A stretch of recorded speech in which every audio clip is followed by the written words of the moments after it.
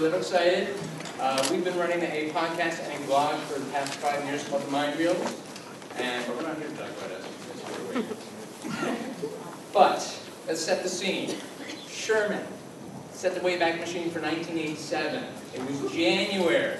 Degrassi Junior High premiered, and for the first time, teens and tweens, probably now a little older, saw themselves on screen on a week-to-week basis, dealing with stories that mattered to them and issues they could relate to.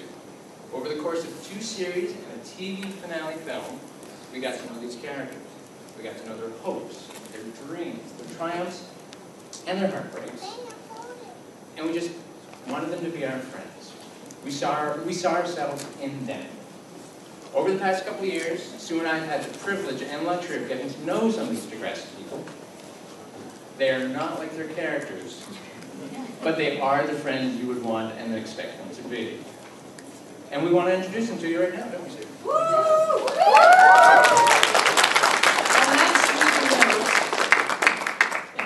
These guys are all standing out just on the other side of that door, waiting for some indication that they should come inside. So why don't we make some noise, let's get loud, let's welcome the cast of Degrassi.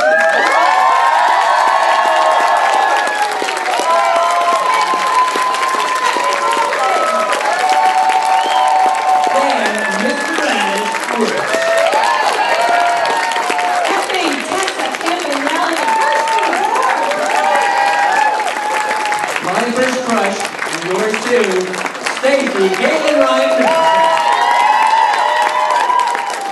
And last but not least, the man, the myth, the legend. Let's give it up for Joey Jeremiah himself.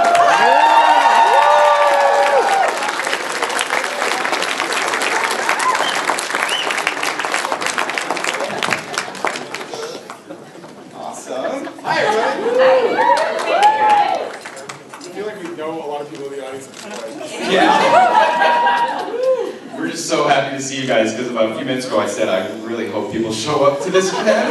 What if it's empty? You guys are awesome. Thank you. Thank you, Tim and Sue, for a lovely introduction. We appreciate you guys doing that for us for Mind Reels. We're not here to talk about it. We're here to talk about you guys. And you know what? I'm sure some of this has been covered before. We're going to take questions from the audience, of course, because that's why we're here. But I was kind of always interested in how all of you got involved, because Stacey, you got involved with Kids on Degrassi Street. That's where you came from. Yes, way back. Way back. Can we talk maybe about how everybody got cast in the series? What brought you into it? Starting with you. Okay, well, I'll start with how I got cast on Degrassi Junior High. Coming off Kids of Degrassi Street, I played a character named Lisa on that, so a completely different character. I don't know how many of you actually saw that show. I've never seen it. Nope. That's okay, so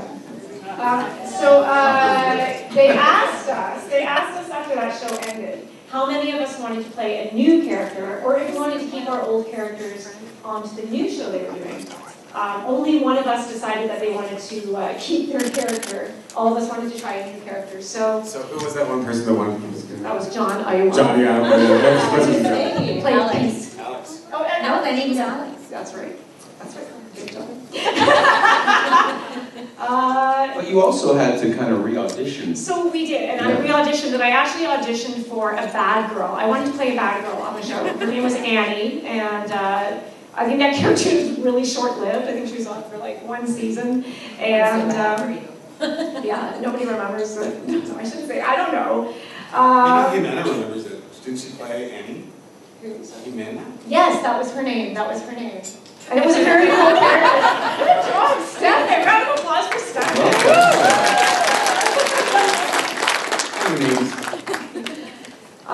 And so they actually had me as Amanda. I don't think a lot of people know this, but I was actually playing a character they'd written called Amanda for the first few episodes of Degrassi Junior High, and I was hardly in that at all. And then they changed their minds and kind of came up with a better character named Caitlin Ryan, and the rest is history. And I loved that character so much better, so that was awesome. Fake name.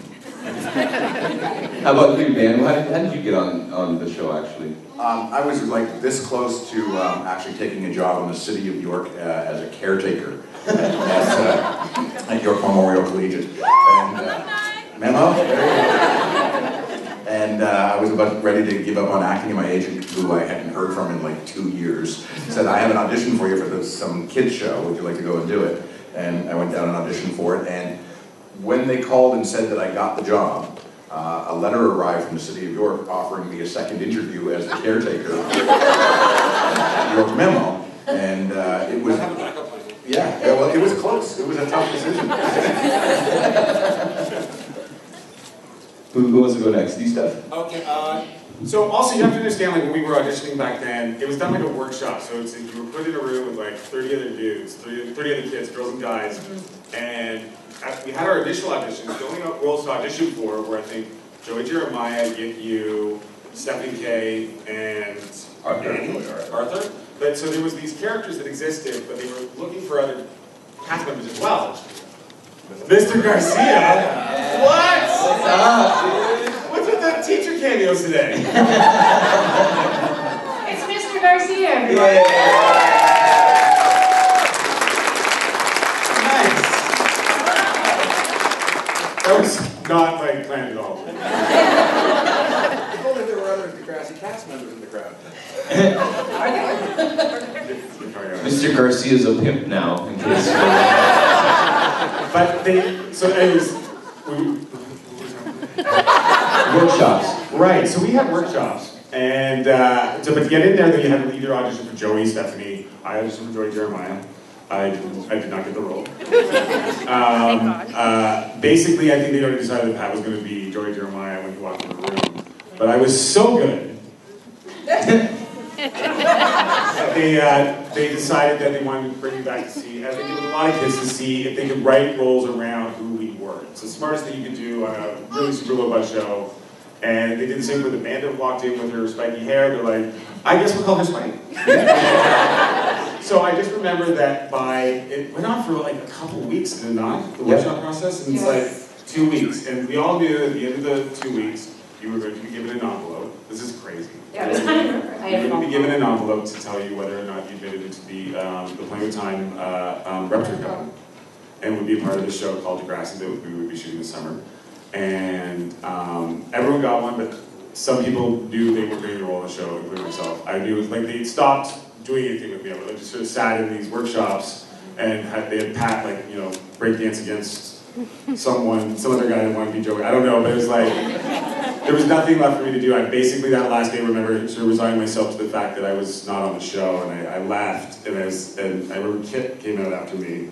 He's like, we all these envelopes, and I wasn't sure if it was supposed to, like, if you had a fat envelope or a thin envelope, I don't know. But I left. I was upset, and Kit came after me and he said, "So Stefan, listen, before you leave," I'm like, "Yeah, what?"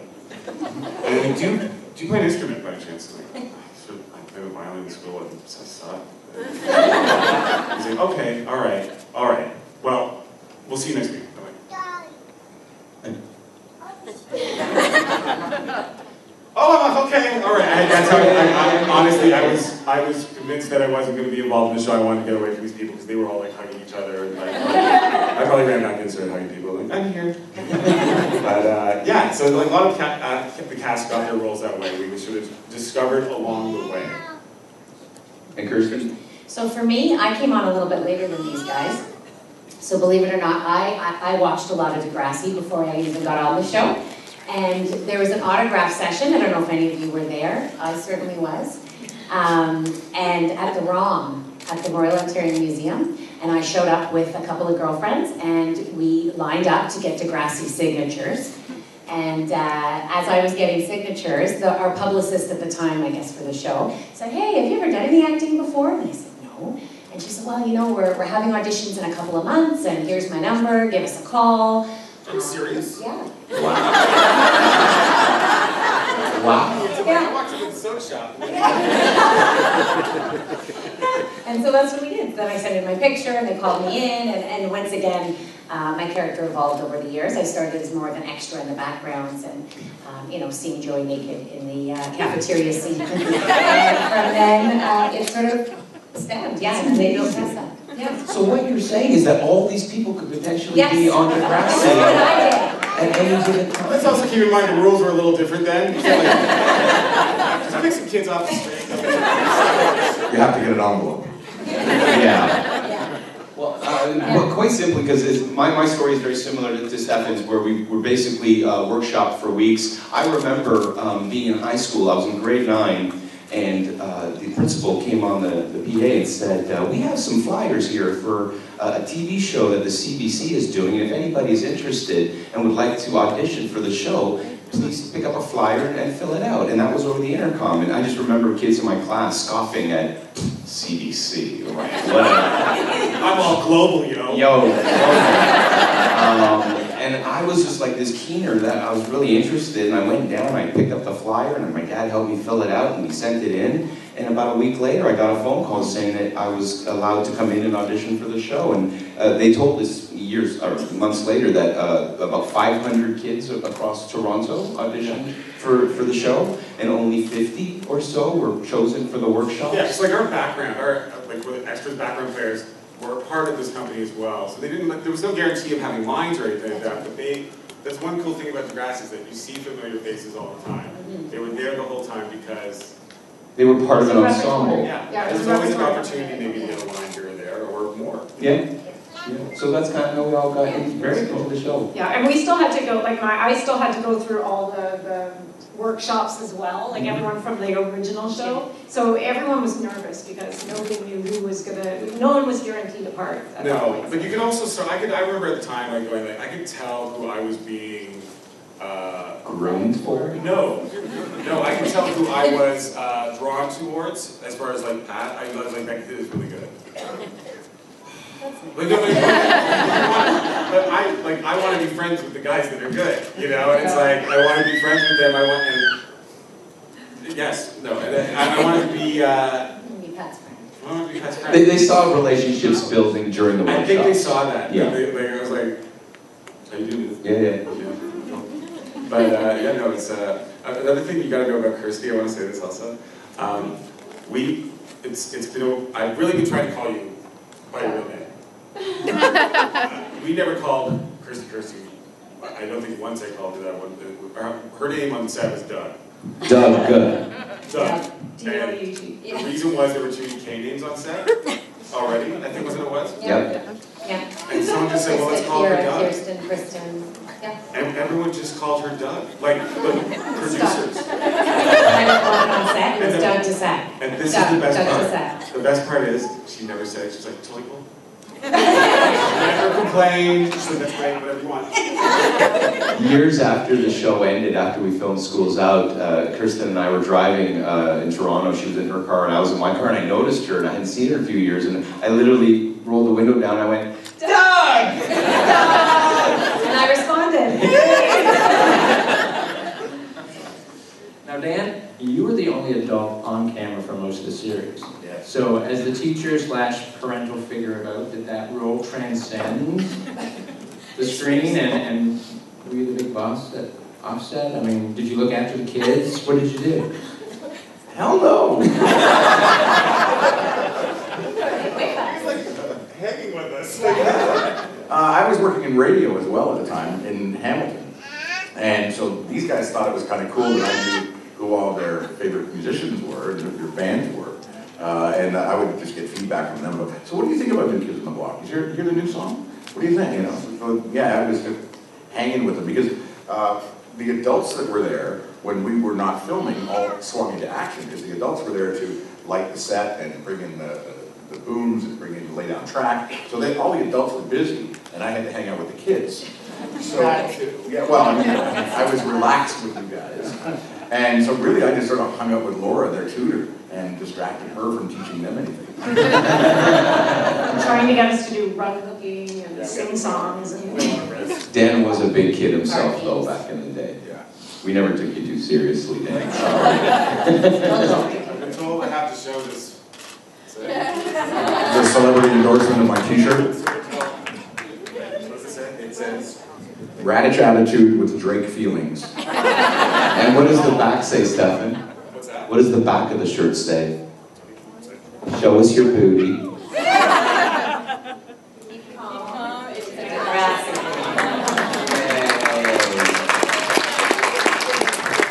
Hopefully now I will have sold more than one.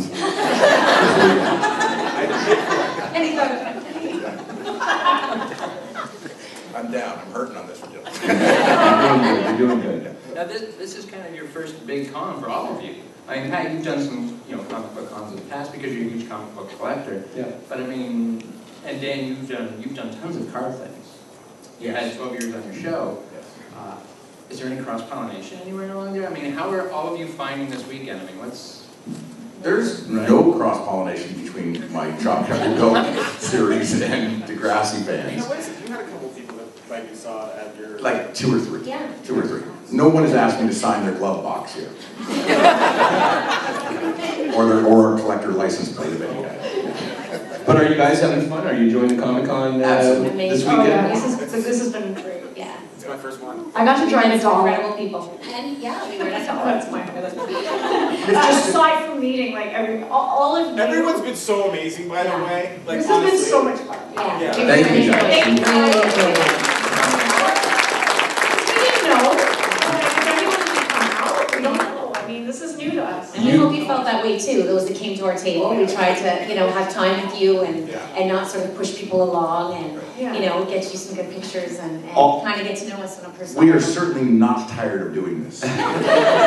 All of you that have come and all of you that have come up to speak with us, you basically just reassured what I was hoping would happen, and that was in October when I approached these guys. I said, I think the timing is right. We're celebrating Degrassi's 25th anniversary of School's Out and the show's 30th anniversary. I think it's time that we make an effort to get together and give you guys an opportunity just to say hi, shake a hand, take a photo. And you guys have been there all these years, and we feel like we've grown up with you guys as well, because we've been part of each other's lives for 3 decades in one way or another, either be it with junior high or next generation or next class. And we hope that you guys keep watching, or at least introduce the show to your kids one day. And a lot of you have, which is so Which is cool. awesome. And thanks So- for sharing your stories. We've heard a lot of fun stories, we've heard a lot of emotional stories, Mhm. and it all means something to us too, because we did grow up together, a lot of us, not all of us, different generations here, but we grew up alongside most of you, and it's a really cool feeling. So. I think it's really nice that we are, most of us at an age, where, I mean, it's nice that we have younger fans of the original Degrassi, but we are at an age where it's not as embarrassing to be a fan of Degrassi, because you found Degrassi, and then you're related to it, and then you went, oh my god, I relate to it. And that was not a pleasant feeling when you had to go back to school. It's like, I don't know, he's a weirdo. But I think what has changed, and it's so nice, and I think you're right, Pat, as far as time going by, why it's the right time, is that maybe 10, 15 years ago, you're walking down the street from like on a night on Queen Street, and like people just like scream, "Spud, you suck!" You know? But those same guys, 15 years later, like a guy came up to me, I'm like, this guy's gonna be trouble. And so, he came up to me, he was a little slosh, and he came up, he was like, fucking steak, right? So, I just want to see how she signed that.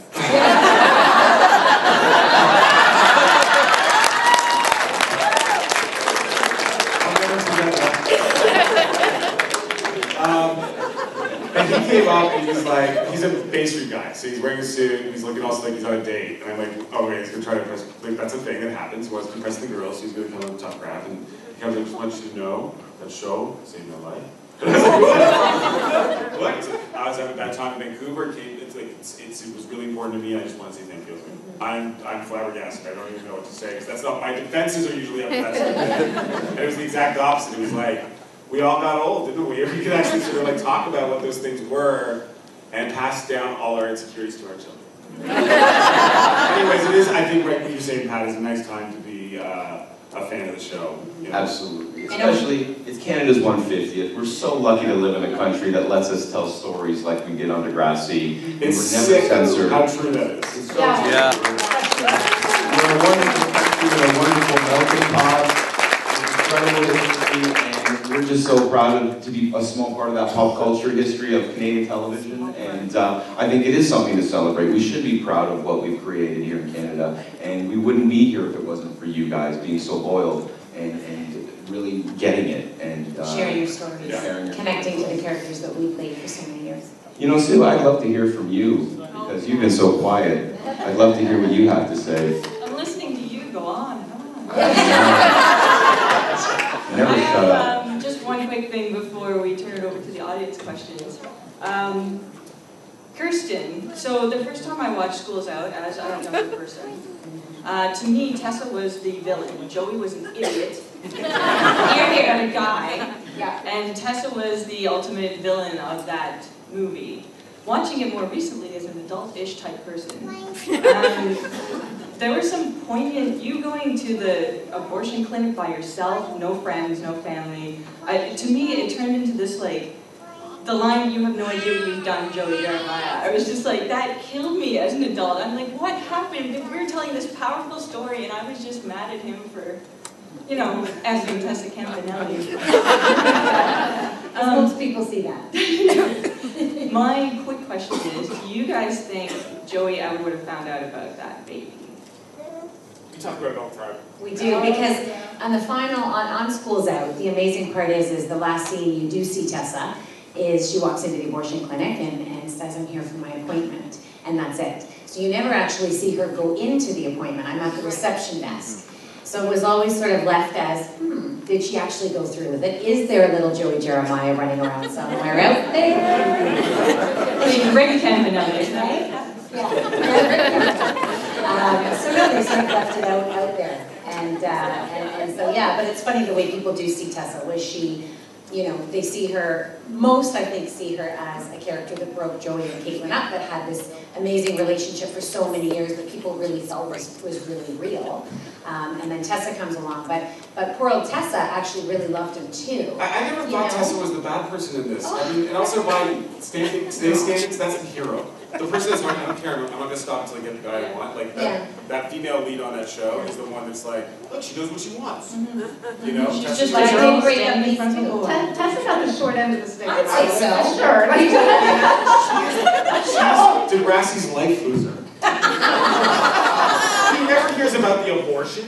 He's like, sayonara, he's like, it's all fine, you know, it's like, she has to walk away from being like this spunky young girl who wanted the boyfriend that she wanted. Yeah. And Get him and didn't tell him.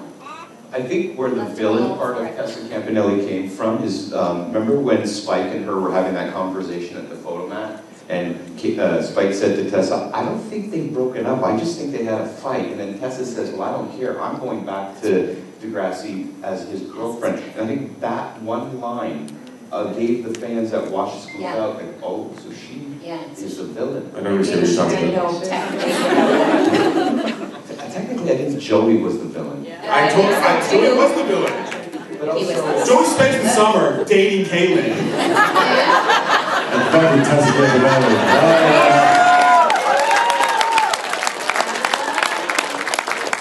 Joey was the bad one. I meant to say victim. Because he just wanted to love. Yes. Too many women. I agree, but when it came down to it, he knew he was going to end up with Caitlin, and this was a really surefire way of having sex. And he knew exactly what he was doing, and he just didn't know. But not you, Pat. That he just didn't know what he was, the lives that he was hurting, you know? And it's like, for a character like Tessa, that like, up until this point, they basically dated Johnny Yanu, And get you. and get you, smoked some cigarettes.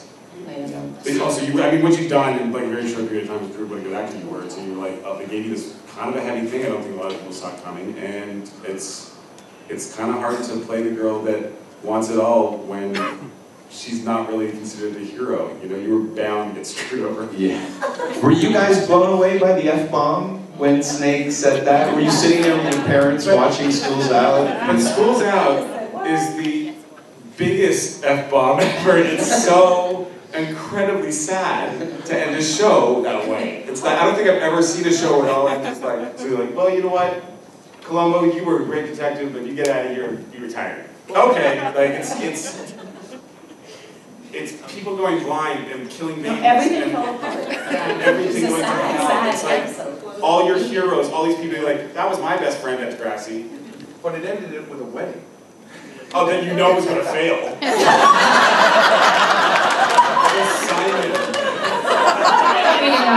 The silent Alexa, that thing was over 3 years old. Totally. Yeah. And the only thing we had, the only thing you get at the end of that special is Joey and Kaylin have one last dance. All right, it's a Gowan, right? I'm sure it was. No, who played the last I song? think it was Amy Sky. Harem Scarum. Good job. Was Thank it you. Harem Sky? I don't even know. You guys know. I did something when Gowan playing, that's right. We didn't play it on our radio today. I thought it was No More Tears or something like that. Okay, I'm totally sorry. You guys know and I know. I think I got the last one. You got the last one? I think I said, Wow. when I had this dance. Right. I have to go back and watch it. Because I don't know. Who can I'm not confirm mad. it? I want to open up to the floor because we don't have a lot of time, and I want to give these guys a chance to I ask always this keep an question. eye on things because I feel like we need 2 hours to do this everything. I don't know. Let's start with this lady right here with the awesome headphones. Absolutely. Yeah. Go ahead. Sure. Hi, this is for Stefan. It's a long time Degrassi cast member. You were there from the ages of what, 12, in the beginning, 13? 13, I think, was my first year, yeah. What advice do you have for the current cast of young actors and actresses about the business of entertainment and how to handle it? Well, I think that for the most part, you have to keep in mind, what we were doing back then was only the best, most coolest, super awesome summer job in the world. It wasn't supposed to last 2 years. We were doing this thing that we're like, I love these people are really cool. It's like, and then the show wrapped, and then back then I think we had to wait like freaking 6 months for the show to come to actually air, and it was a mistake that it was a hit. It was like, I think our lead-in was The Fresh Prince or something, and it was No, we were Sundays. Sundays? And if there was anything CBC Sports was doing, like left-handed lesbian curling, we got Everyone check that fact, by the way. I can't remember if there was a lead-in or not, but I just didn't think anyone was going to watch it. Like, it's a show where the dad doesn't come in at the end and tell you, look, we'll go get the test together and everything's going to be fine. It's like, no, you go and your friends go, don't get the test. Go just like you're fine. Don't worry, you've done it, dude. It's like that kind of show where you have to go through the shitty part alone because a lot of kids go through the shitty part alone. So needless to say, we're kids that just were brought in a very special way. I like to think that we all had our own special acting talents. But you consult the new kids now, right? well, now the difference today is first of all, they have the ones that are serious. By the time they get into a Degrassi audition, they have an agent. They have supportive parents who are not pushing them into this, that they are letting them follow their dream. They are, our cast especially now, we were actually, I think when we were doing Degrassi Junior High, it was probably about like 5 days an episode, maybe, like how many days did we have to shoot an episode? 5 days of filming, 4 days of rehearsals, So 5 days 2 of days of filming. read-throughs. Our show, which a lot of people probably don't realize, was non-union when we were shooting it. Oh, they realized. Not We had no hair or makeup. Of course they realized, exactly. You can tell the difference. But the difference was, though, that we were sort of going along for the ride and had to learn the rules as they went along. Now, they were very strict with us. You know, by season 3, Pat was Pat Mastriani. And we were all like sort of like going along. No, I'm just saying we're now like we're sort of known for this show. But I don't know if the only way we had to keep our head straight and try to like expand into the next level of our career was just to go, I don't know what we're doing, but I hope it turns out okay. Now they have plans when they're going into this because they don't want kids. And the worst thing you can go to is an agent that doesn't have a plan for you. And I would just say that it's very important to be humble about what your abilities are. No kid comes on Degrassi that first year and is awesome. They leave that show freaking awesome. It's the best acting school in the world. And it's like one of these things where the day they show up, you go, this is a real job, guys. It's like, I know you're 16, but you gotta know your lines. We shoot now an episode in 2.5 days. And I'm telling you, you're gonna get 2 takes. So you better know your lines. It's usually more around 5 takes, but it's one of those things we want them to, and casts have always been good, but with the cast now are these young people that wanted to be actors because they watched Degrassi. And now they get a chance to actually audition for Degrassi. And the stakes are so high, it's very hard to watch them sometimes. I audition them and it's, you know the ones that are, sometimes you don't know the ones that are going to be genius. We have this kid named Eric who plays on